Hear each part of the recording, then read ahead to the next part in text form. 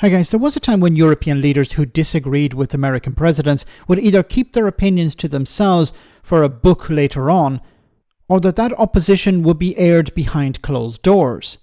However, we don't live in normal times anymore, and it looks like the French president Emmanuel Macron has broken ranks and perhaps diplomatic guardrails and contradicted the US president, and he did it on live TV.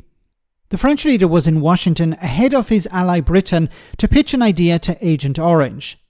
Let's use frozen Russian assets to fund the war against Putin.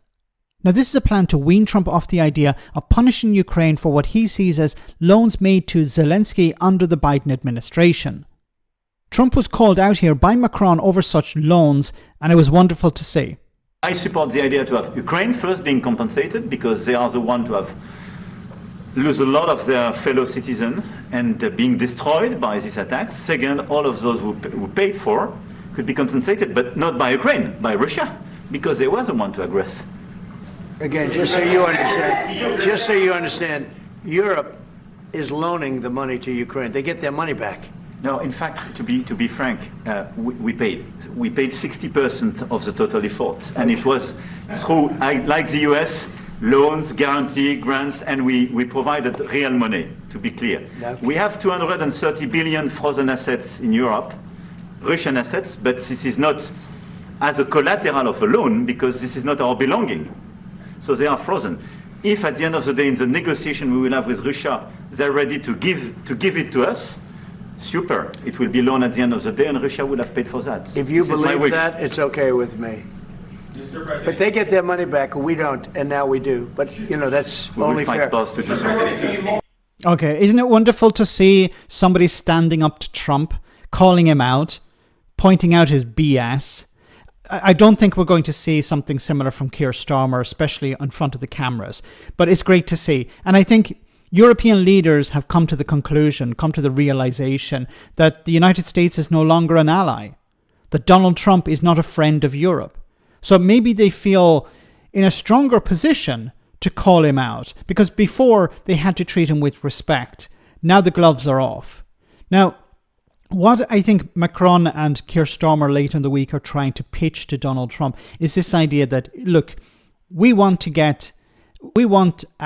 you to avoid trying to extract these concessions, for example, $500 billion worth of rare earth materials from Ukraine. Instead, what we're going to do is we're going to use the assets that are frozen, Russian assets that are frozen, and we're going to use that to continue to pay for this war, to compensate the United States in a sense. And, you know, Trump is not of the idea, it seems so far, of this, because he's clearly picked a side and it's not Ukraine.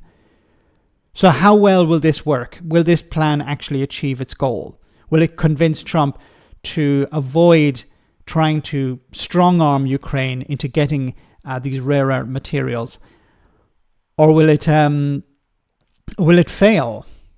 See, Macron and Starmer, who seem to be leading this pitch to Trump, think that, okay, what we need to do is we need to build up European defenses, but we can't do that without European Air Force bases. We need US air power in the medium and short term. And in order to fill that gap, we need to give something to Trump. So this could be an approach. What we're going to do is, look, don't go after Ukraine. We have all this Russian money that's sitting around. How about we give you some of that, and then you provide us with the support we need, and then we will increase our military spending, we will strengthen our own defenses, and then we don't need to rely on the United States anymore. Exactly what Donald Trump has been pushing. So you give Trump basically what he wants. But of course the ball is in Donald Trump's court. Does he take the money, or does he double down on trying to strong arm or extort these materials out of Ukraine? Now, Zelensky has said, what you're talking about here, these materials, these rare earth materials, they have to be extracted. You need an industry to achieve that. And it's a bit difficult to achieve that during a war. So even if we could give them to you, we can't at the moment. And of course, it would not be in the interest of Ukraine to hand over something so valuable to the United States and get nothing in return. And finally, the one thing that Macron has pointed out, which is completely correct, the EU and Europe have been providing aid and loans and all sorts of humanitarian aid and military aid to Ukraine for a period of time, and it has been in excess of what the US has been providing. Trump is talking about aid as if it was a loan. It's not a loan. The Biden administration donated military hardware and cash, I believe, to Ukraine, but it was aid. It was not something that was expected to be paid back. Trump knows this. If he doesn't, it's a serious problem. But what he's trying to do is sell the idea that the American people have been conned in some way, that the Europeans are getting their aid back, getting their loans back, and the United States isn't, when in reality, the Biden administration said we're going to deliver aid to Ukraine, less than the European Union is donating, and we're not expecting it to be returned. Let me know in the comment section, guys, what you think. As always, your comments are greatly appreciated. Thanks a lot.